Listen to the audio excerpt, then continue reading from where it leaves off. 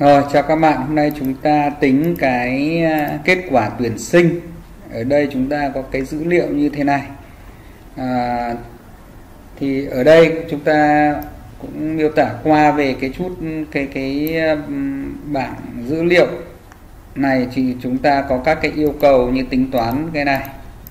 Đấy, có yêu cầu 1, yêu cầu 2, yêu cầu 3, yêu cầu 4, yêu cầu 5.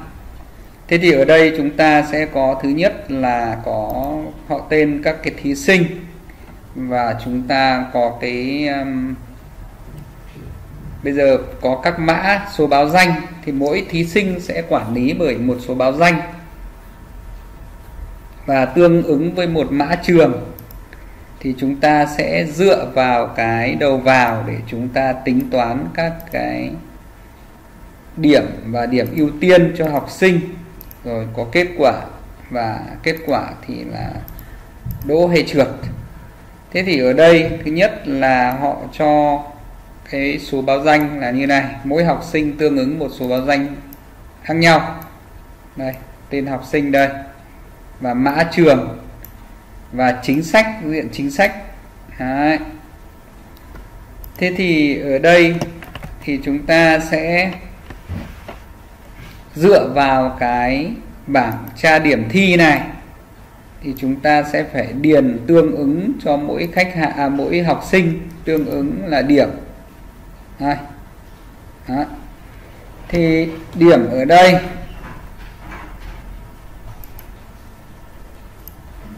điểm ở đây thì chúng ta dựa vào số báo danh này. Đây, chúng ta sẽ bạn Thanh này, số báo danh là A01. Đấy, thì bạn Thanh này với A01 thì bạn ấy có điểm toán tương ứng là 3. Thì ở đây chúng ta sẽ phải điền cái điểm tương ứng của bạn vào đây.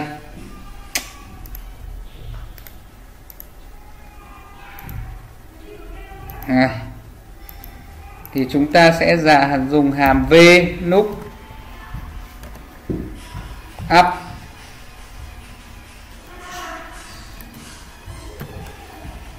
này, mở ngoặc này. Đấy. Mở ngoặc thì trong đó chúng ta sẽ tìm mã số báo danh tương ứng này. Bên cột này chúng ta kích vào để lấy địa chỉ. Đó.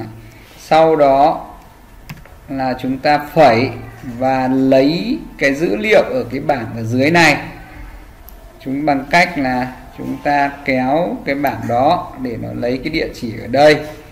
Và cái địa chỉ ở đây cần cố định là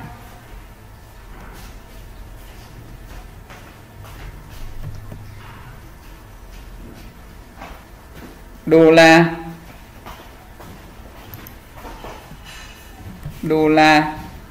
Đấy.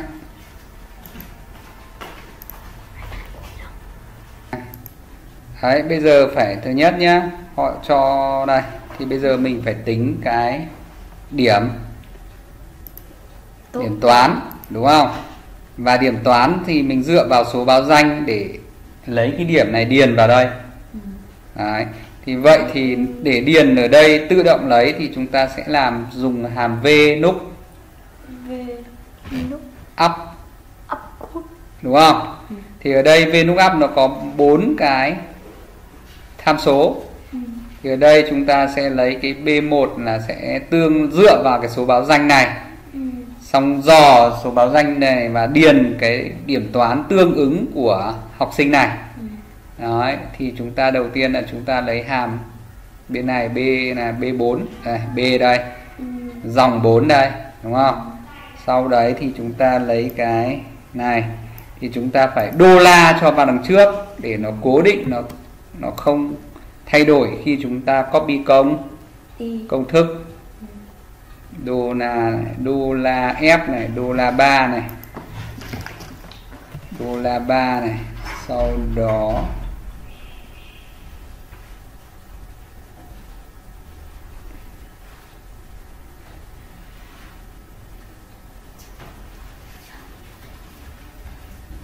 đô la B, đô la 13, đô la F, F3, đô la E18. Đấy. Sau đó phẩy một cái là với điểm toán thì chúng ta sẽ lấy ở cái ô này là đếm cột số 2. Chúng ta ghi vào số 2. Và ở đây phạm vi lookup là 0. Sai rồi.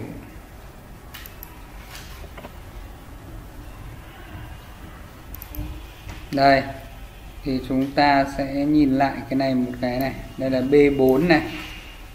Ở đây B4 này. Và B13 13 đây. Và E18 đây. Rồi.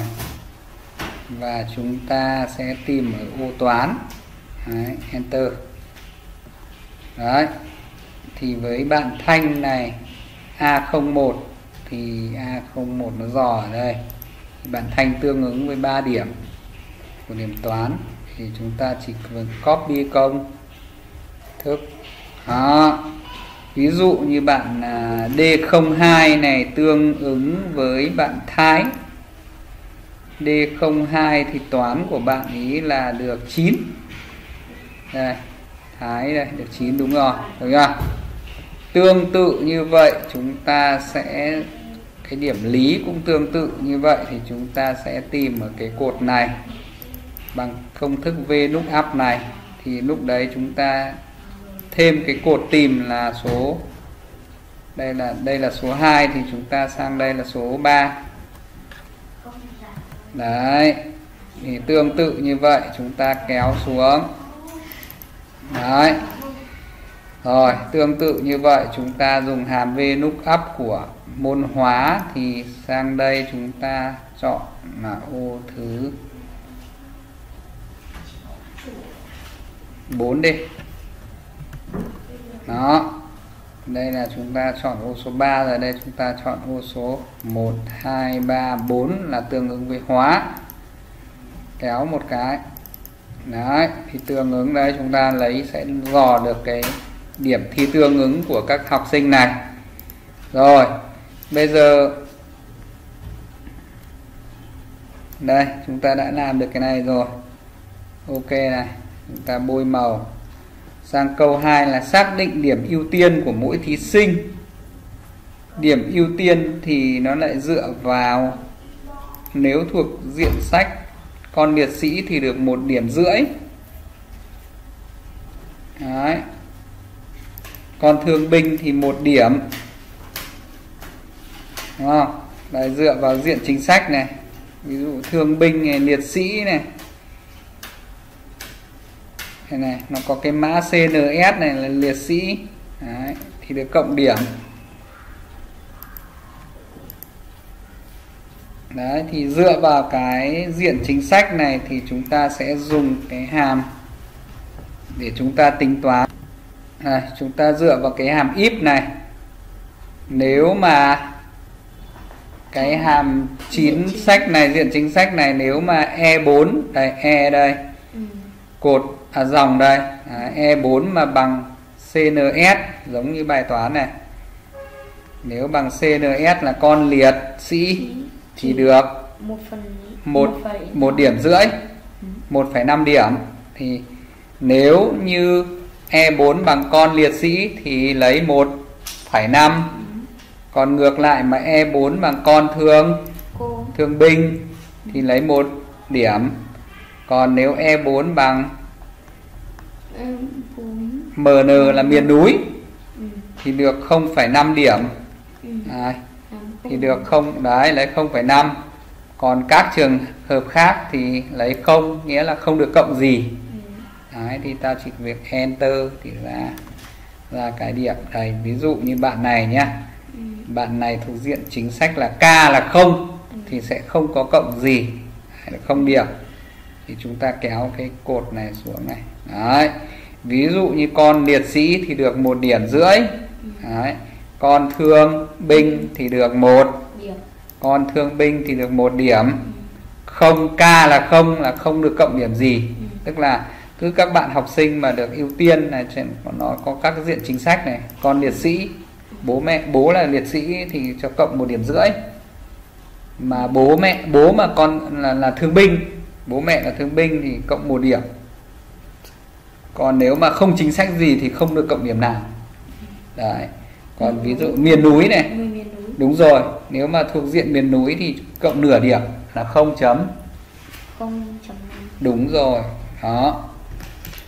Thế thì ở cái cột này thì lại yêu cầu là tính tổng điểm sẽ bằng 3 điểm toán cộng 6 điểm lý cộng điểm hóa cộng điểm ưu tiên. Đúng rồi. Thế thì bây giờ sẽ bằng dùng hàm sum bằng 13. Hàm sum mình phải dùng tính toán hàm sum. Sum có nghĩa là sẽ cộng. Đấy. Từ điểm toán này đến điểm lý này, điểm ưu tiên này, tức là sẽ cộng toàn bộ các điểm này.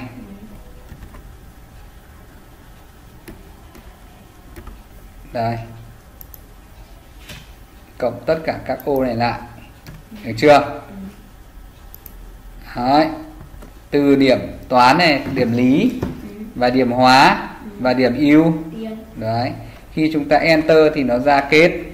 Đúng rồi, đây, chúng ta tính thử nha. 3 cộng 6 là 9. 9 cộng 14 là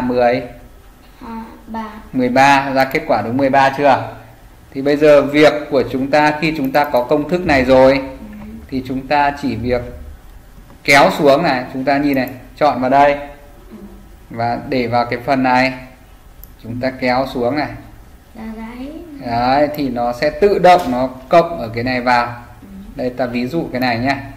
Đây, 7 cộng 0 là 7, 7 cộng 1 là 8, 8 cộng 1 là 9. Đấy.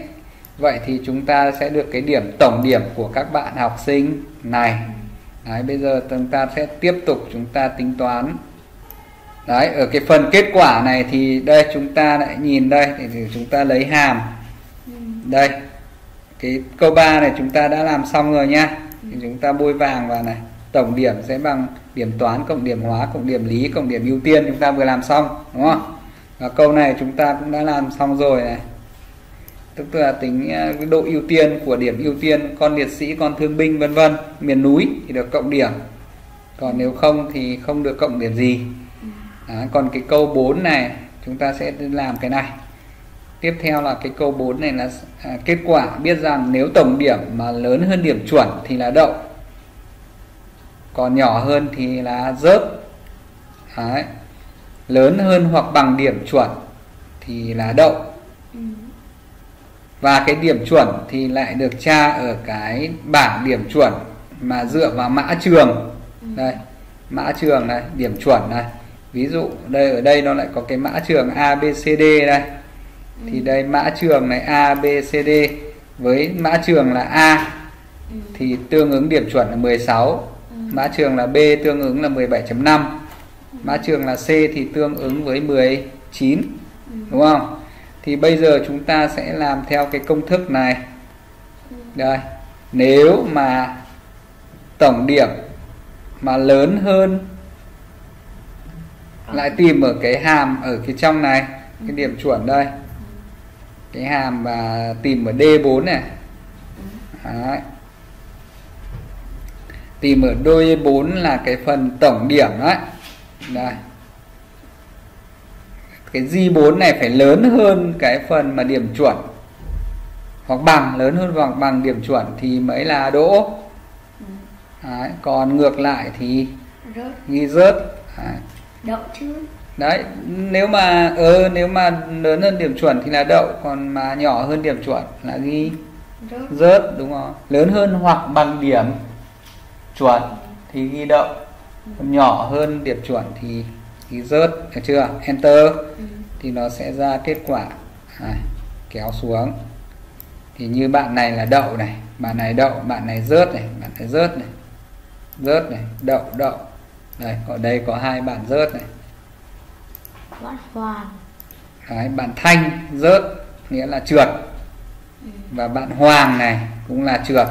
Bởi vì nhìn vào cái điểm chuẩn này, điểm chuẩn này bạn Thanh này được có 13, mà ưu tiên là không có ưu tiên gì.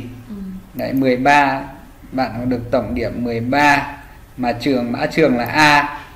Mã trường A là lấy điểm chuẩn là 16. 16 mà bạn được có 13 thì là không đủ điểm, nên là bạn được bị rớt. Giống như bạn này được 9 điểm mà con thương binh đấy thì được cộng điểm, cộng cả thương binh rồi mới được 9 điểm.